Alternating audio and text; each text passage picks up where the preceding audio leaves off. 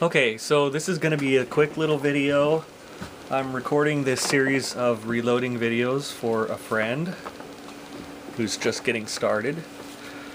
And we're going to get started with 38 Special and 357 Magnum because the straight-walled pistol cases are a lot easier to manipulate, and since there's no chamber like you would find in a rifle or an autoloader, it's just a cylinder, there's less issues with overall cartridge length, head spacing, and etc.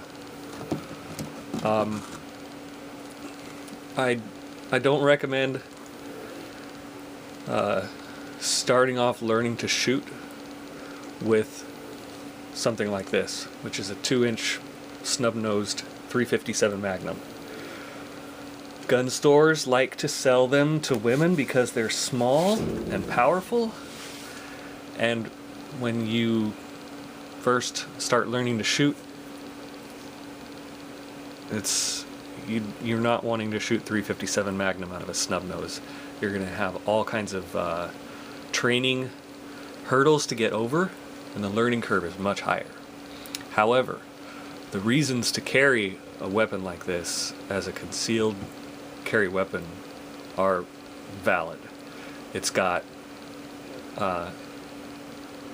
advantages of size and being extremely powerful and being fairly safe because of the mechanism. But we're not going to get into that in this video. One of the reasons you might want to reload for something like this is because you can create something on your workbench that is much more accurate and powerful than what you can find in the store. For instance, this is cheap Tagua. Cheap Aguila, 158 grain lead nose. Now I can often, at the standard 7-yard distance, I can get a 4 to 6 inch group with this stuff. It's subsonic. I believe it runs around 1,000 feet per second, maybe in the high 900s out of this weapon. I'd have to look back at my notes. This is a 158 grain jacketed hollow point that I loaded here myself using blue dot powder. This round, through a little bit of trial and error, we'll get into load development later. Through trial and error, I've developed this round. It is extremely consistent. It's transonic at 1,125 feet per second, so it travels at almost exactly the speed of sound, with very little variation. And this round gives me a 2-inch group instead of a 4 to 6 inch group, which that one gives me.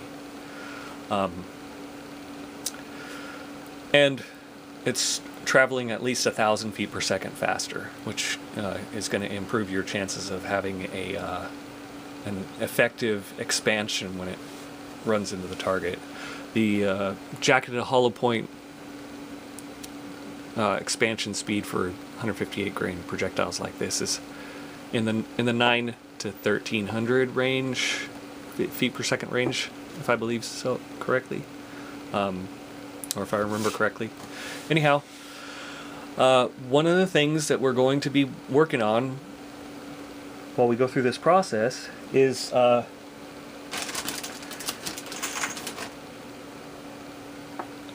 making sure that the finished rounds pass the plunk test. And this is what the plunk test is.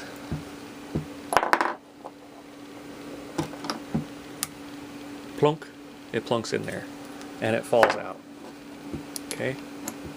It plunks in there and it falls out.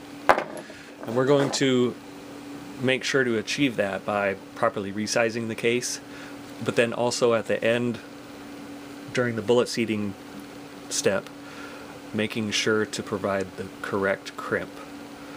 You don't want to have to shove those into the cylinder. That's not what we're looking for. This plunk test is something that you can do with just about anything that you reload. And it's a good way to test and make sure that you've gotten your head spacing and your cartridge overall length within specs, so you're not, jamming your projectile right up against the rifling. Anyhow, this is a case I found at the range. This was not fired out of my weapon, but apparently I was going to demonstrate what it looks like when you take a fired case that hasn't been properly resized and try to put it in here, but these plunk right into my cylinder as well, and they fall out. And this is a case that I resized, and it plunks in there and it falls out. So that's one of the things that we want to make sure that our resized cases and our finished cartridges, we are going to test them in the cylinder. You don't have to test every single one, but test every 1 out of every 10 or something. But anyhow, that's we're gonna get started. I'm gonna upload this one and start filming the second one. So thanks for watching.